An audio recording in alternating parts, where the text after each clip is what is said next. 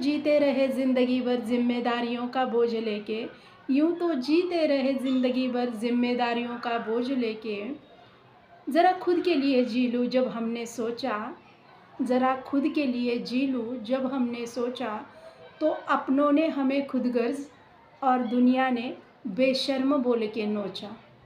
नमस्कार, S G life and रूल्सवरच्या नवीन व्हिडिओमध्ये आपलं खूप सारं स्वागत आहे.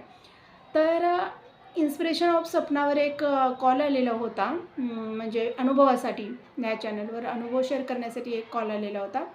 तर त्या काकू मला बोलत होत्या, की मी 33 वर्षाची असताना म्हणजे माझं लग्न झालं, माझी जुनी 10वी झालेली होती म्हणत होत्या काकू. आणि तर तिथं त्या सांगत होत्या, तो मी व्हिडिओ पण शेअर केलेला आहे. जर तुम्ही जाऊन बघितला तर बऱ्याच जणांना माहिती असेल. बरेच तिथले सबस्क्रायबर इकडं आहेत, तर त्यांना माहितीच असेल, तो व्हिडिओ बघितला असेल तर. तर ते सगळं म्हणजे कुणी ऐकलेलं नाही असं मी समजून बोलायला लागले, की त्या म्हणत होत्या, की सगळ्या जबाबदाऱ्या मी पार पाडल्या. म्हणजे ज्यावेळेला माझं लग्न झालं, त्यावेळेला मिस्टरांनी मला जॉब करू दिला नाही. आणि माझं शिक्षण झालेलं होतं म्हणतात. जुनी माझी 10वी झालेली होती. मला जॉब लागत होता. पण मला त्यावेळेला जॉब वगैरे नाही करू दिला. आणि त्याच्यानंतर म्हणल्या, की लग्न झालं, मुलं 5-6 वर्षाची, लग्नानंतर 5-6 वर्षाची मुलं झाल्यानंतर, 6-7 वर्षाची मुलं झाल्यानंतर माझे मिस्टर एक्सपायर झाले. आणि त्याच्यानंतर मला जॉब करावा लागला. आणि मी जॉब करत गेले. सगळ्या जबाबदाऱ्या आणि आईंच्या मार्गात होते मी. त्यामुळं आईंच्या मार्गात होते नाही, आईंच्या मार्गात नंतर आल्यामुळं खूप चांगल्या रीतीनं एक समाधान आईंच्यामुळं मला मिळायला लागलं. आईंच्यामुळं सगळ्या गोष्टी अगदी व्यवस्थित होत गेल्या. मुलं चांगली शिकत गेली. सगळ्या जबाबदाऱ्या मी व्यवस्थित पार पाडल्या. आणि त्याच्यानंतर मग म्हणतात, म्हणजे रिटायरमेंटला थोडी वर्ष अजून असताना माझ्या आयुष्यात एक व्यक्ती आली, की म्हणजे तरुणपणी खूप वाटायचं नटावं-थटावं. पण एक शिक्षिका म्हणून मी जॉइन झालेले होते. तर त्या ह्याला आणि मला मिस्टर नसल्यामुळं मला मर्यादा पडत होत्या म्हणतात सगळ्या गोष्टींसाठी. आणि ती स्वप्न खूप राहिलेली होती. आईंच्या कृपेनं त्या आता हे मिळालेलं होतं म्हणतात. एक व्यक्ती अशी आयुष्यात आली, की जिलाही म्हणजे बायको नव्हती. त्यांची पण बायको एक्सपायर झालेली होती. मुलं दोन्ही पण परदेशात सेटल झालेली. आणि मग तेही एकटेच होते. तर आमच्या दोघांचं खूप चांगली मैत्री झाली. मग ते प्रेमात रूपांतर झालं. पण ही गोष्ट ज्यावेळी म्हणजे समाजात आता आजूबाजूला समजायला लागलं म्हणतात, तर तिथं मी एवढं डिटेल नाही बोलले. तर इथं मी सांगायला लागले, की आजूबाजूला ज्यावेळेला ही गोष्ट माहिती पडायला लागली, तर त्यावेळेला बऱ्याच लेडीज होत्या आमच्या कॉलनीतल्या, माझ्या अपार्टमेंटमधल्या वगैरे. तर त्यांनी मला खूप हे केलं, टॉर्चर केलं म्हणतात. खूप मेंटली खूप टॉर्चर केलं. येता-जाता, "काय गं, आम्हाला असं समजायला लागलं मग मुलं कशी आहेत?" वगैरे असं विचारत ना, त्या बोलायच्या म्हणतात, "मुलं कशी आहेत?" वगैरे असं विचारत, "तुझं काय चाललं आहे गं हल्ली? मग आम्हाला काहीतरी असं ऐकिवात आलं बाई. आम्हाला काय माहिती आहे बाई, तू काही अशी नाही आहेस, तू खूप चांगली आहेस. असलं काही तू करणार नाहीस" वगैरे असं. मग मला असा प्रश्न पडायचा, मी ह्यांना खरं सांगितलं तर ह्या माझ्याबद्दल चुकीचं हे करणार. बरं खोटं सांगितलं तरी पण ह्यांना बाहेरून समजलेलं आहे. मग तरी पण म्हणणार, की असूनसुद्धा नाही बोलते. म्हणजे मी काय सांगितलं पाहिजे? मी 1-2 वेळा असं इग्नोर केलं किंवा खोटं सांगितलं पण म्हणतात 1-2 वेळा. पण मला नंतर माझं मन खायला लागलं, की अरे बाबा, खरी जी गोष्ट आहे, जी लोकं बोलतायत ते खरं आहे.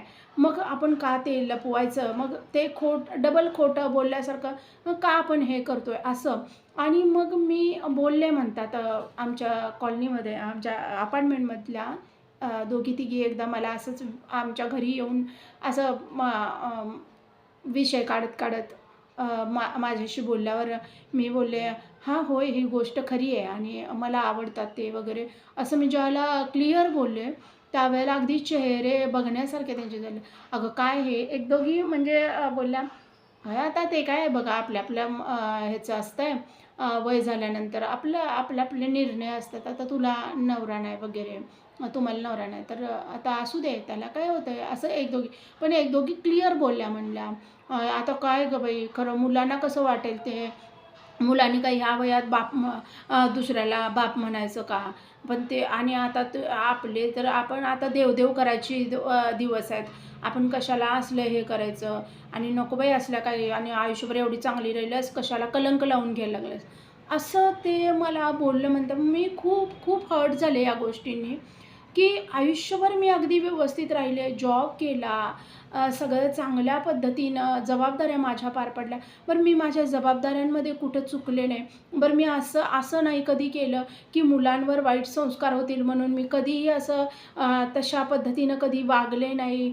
कधी तरुणपणात कधी अशा गोष्टी केल्या नाहीत, की आपल्या मुलांवर त्याचं काही परिणाम होऊ नये म्हणून मी आणि ही गोष्टसुद्धा कधीच माझ्या मनात नव्हती. पण अशी व्यक्ती आली, की जिलाही आता कुणी नव्हतं आणि मलाही आता मुलं सेटल झाल्यानंतर मुलगा त्याच्या संसारात, तो दुसरीकडं, मुलगी तिच्या संसारात, मी पण एकटी होते. तर मला असं वाटायला लागलं आणि ही गोष्ट आजकाल तुम्हाला सांगू मी माझ्या मतानं सांगितलं तर ही गोष्ट असली पाहिजे.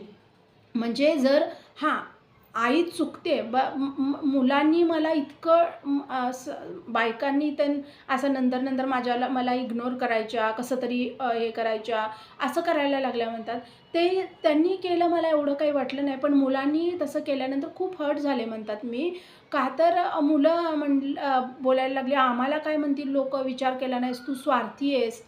ह्या भाषेत मला ज्यावेळेला मुलं बोलली म्हणतात, त्यावेळेला मला खूप वाईट वाटलं म्हणतात, की "अरे, मी सगळ्या जबाबदाऱ्या पार पाडल्या तुमची सगळी शिक्षणं केली, पण माझ्या मनाचा कधीतरी तुम्ही विचार केलाय का, की आई आता एकटी असते किंवा आई एकटीच राहते, तर तर तिच्या सोबत अशीच एखादी व्यक्ती असेल." त्या म्हणत होत्या, मी हे काही चुकीचं केलं का? सपना तू सांग मला ह्या गोष्टी काही चुकीच्या म्हणजे मला बरोबर म्हणणारे पण आहेत व्यक्ती, पण चुकीचं म्हणणाऱ्यासुद्धा खूप व्यक्ती आहेत. तर मी तर हे म्हणेन की एखाद्या बाईनं एखाद्या पुरुषाच्या आयुष्यात प्रवेश करताना त्याची बायको आहे, त्याची मुलं आहेत, असा संसार उद्ध्वस्त केला तर ती गोष्ट वेगळी. जो व्यक्ती एकटाच राहतोय ना म्हणजे त्याची बायको वारलेली आहे, त्याची मुलं वेगवेगळ्या ठिकाणी त्यांचं त्यांनी प्रपंच मांडलेला आहे. तर त्या व्यक्तीलाही कुठेतरी आधाराची गरज आहे. आपण माणूस समाजशील प्राणी म्हणून आपण म्हणतोय आणि तो समाजाशिवाय एकटा नाही राहू शकत किंवा प्रत्येकाला एक आधाराची गरज असते आणि आयुष्यभर माणसं हे म्हणत राहतात, की मुलं म्हणजे म्हातारपणाची काठी असते आणि मग तेच बाजूला जर गेले आणि आपण जर एकटेच राहत असलो, बरं आपला जोडीदार पण नसेल, तर एखादा दुसरा जोडीदार, की ज्याला पण कुणी नाही आहे, तो पण एकटाच राहतोय. असा व्यक्ती आणि तो अगदी जर चांगला असेल, स्वभावानं चांगला असेल, आपल्याला समजून घेणारा असेल, तर अशा व्यक्तीशी सोबत राहणं किंवा लग्न करणं ही गोष्ट कुठं गैर आहे असं मला अजिबात वाटत नाही.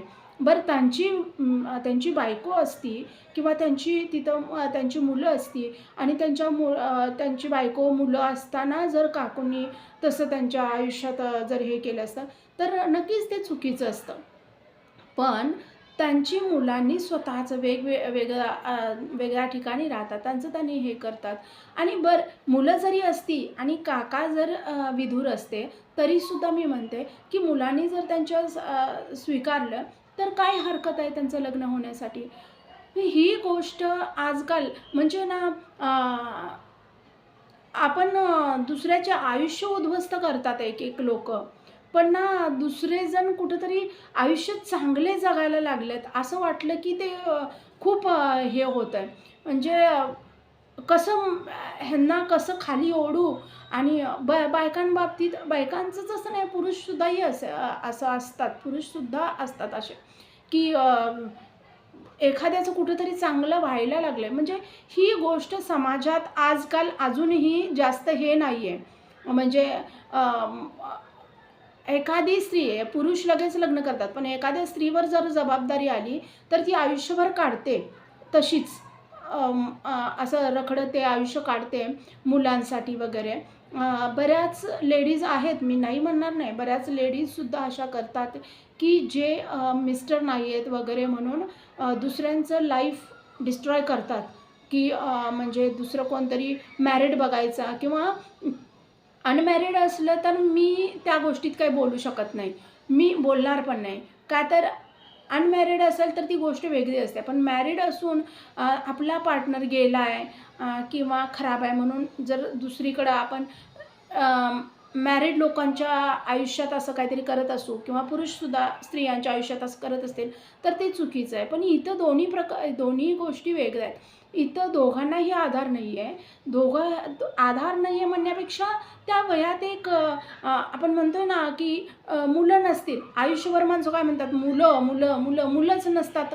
मग सोबत जोडीदार पण नाही आहे, मुलं पण नाही आहे. तर आपल्यासारखाच एखादा विचार जुळणारा किंवा तोही एकटा आहे असा जोडीदार निवडला तर कुठं काय कुणाचं बिघडतंय आणि समाजात काय एवढं वाईट पसरतंय. इतके समाजात वाईट वाईट प्रकरणं घडतायत, तिथं तर लोक बोलायला तोंड उघडत नाहीत.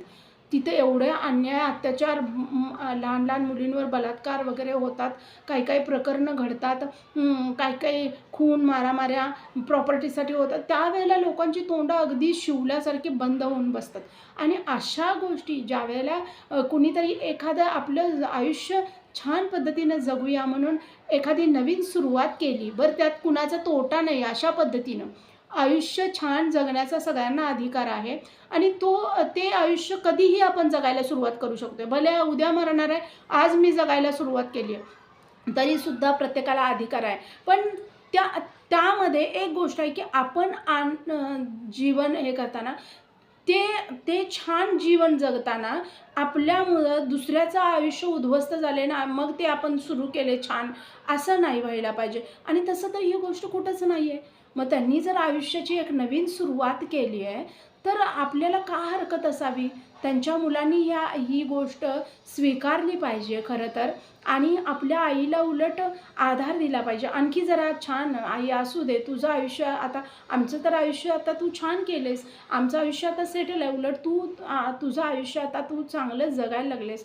तुला पाहिजे अशी एखादी व्यक्ती मिळाली आहे तर तू छान जग, असं मुलांनी म्हटलं पाहिजे. मला तर वाटते असं म्हणलं पाहिजे मुलांनी. आणि आईला उलट एक चांगलं हे केलं पाहिजे, की तू म्हणजे अशा व्यक्ती कुठंतरी समाजासाठी एक चांगला आदर्श घालून देतात. मी म्हणते, की बरेच कुणाला पटेल, कुणाला नाही पटेल. कोण म्हणेल, की काय आदर्श घालून दिला आहे? मग काय आदर्श? मग आणखी काय करायला पाहिजे?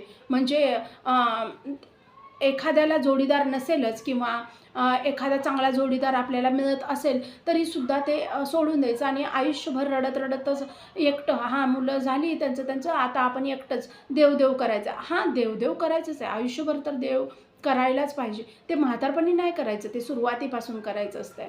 ते म्हातारपणी नाही पकडायचं देवांना. म्हातारपणी सगळे अवयव क्षीण झालेले असतात, तर त्यावेळेला नाही, ते सुरुवातीपासून तरुणपणापासून देव करायचं असतं.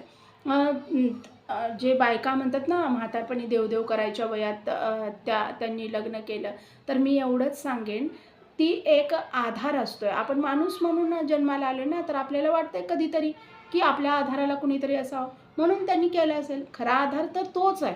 खरा आधार तोच आहे सगळ्यात महत्त्वाचा. पण त्यांनाच एखाद्या वेळेस ती तशी जुळवणी केली असावी. मला फक्त एवढंच म्हणायचं आहे, की आयुष्य छान जगण्याचा प्रत्येकाला अधिकार आहे. फक्त तो जगताना आपण कुणाचं तरी आयुष्य उद्ध्वस्त करून जगत नाही आहे ना, नाही जगत ना कुणाचं आयुष्य उद्ध्वस्त करून, किंवा आपल्यामुळं काहीतरी कोणतरी डिस्ट्रॉय होत आहे, कुणाचं तरी आयुष्य डिस्ट्रॉय होत आहे आणि मग त्याच्यावर आपण आपली आयुष्याचे हे मांडले, तर ते चुकीचं आहे. पण इथं सगळ्या गोष्टी वेगळ्या आहेत. तर अशा गोष्टींना खरंच समाजानं किंवा घरच्या व्यक्तींनी, मुलांनी एक्सेप्ट केलं पाहिजे. आणि अशा व्यक्तींना उलट समाजानं कुठेतरी चांगलं हे केलं पाहिजे आणि घरच्यांनीसुद्धा चांगल्या पद्धतीने स्वीकारलं पाहिजे, की त्यांनी कुठं खूप मोठं पाप केलं असं त्यांना नाही दाखवलं पाहिजे. आयुष्यात प्रत्येकजण चुकतात. मी मागच्या व्हिडिओमध्ये पण म्हणलं आहे, की प्रत्येकजण चुकतात, पण जे कमी चुकतात ते योग्य असतात. तर इथं तर कुठं चूक आहे असं तर मला तर अजिबात वाटत नाही. तर तुमचं मत काय कमेंटमध्ये नक्की सांगा. व्हिडिओ आवडला तर लाईक, शेअर आणि सबस्क्राईब.